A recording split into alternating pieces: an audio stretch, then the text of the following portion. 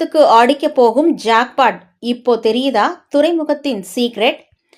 துறைமுகங்களை மையமாக கொண்டு உருவாகும் தொழில்துறை ஒரு மாநிலத்தின் பொருளாதாரத்தை வேகமாக வளர்ச்சியடைய செய்யும் என பொருளாதார வல்லுநர்கள் கூறுகின்றனர்.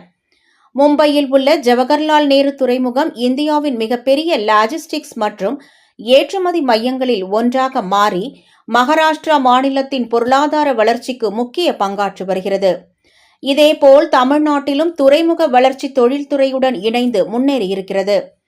சென்னை துறைமுகம் கார் உற்பத்தி தொழில்துறையை மையமாக கொண்டு சென்னையை உலகளாவிய வாகன ஏற்றுமதி மையமாக மாற்றியுள்ளது.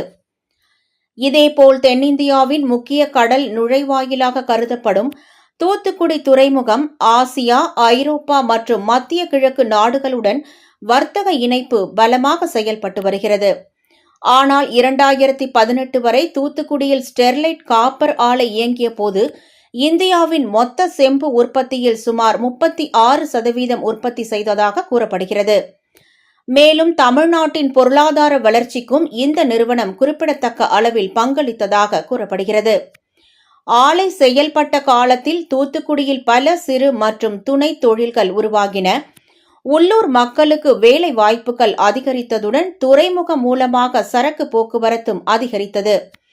மேலும் மாதத்திற்கு சுமார் 10 முதல் 12 கப்பல்கள் வரை இந்த ஆலையுடன் தொடர்புடைய சரக்குகளை ஏற்ற இறக்க துறைமுகத்திற்கு வந்ததாக கூறப்படுகிறது.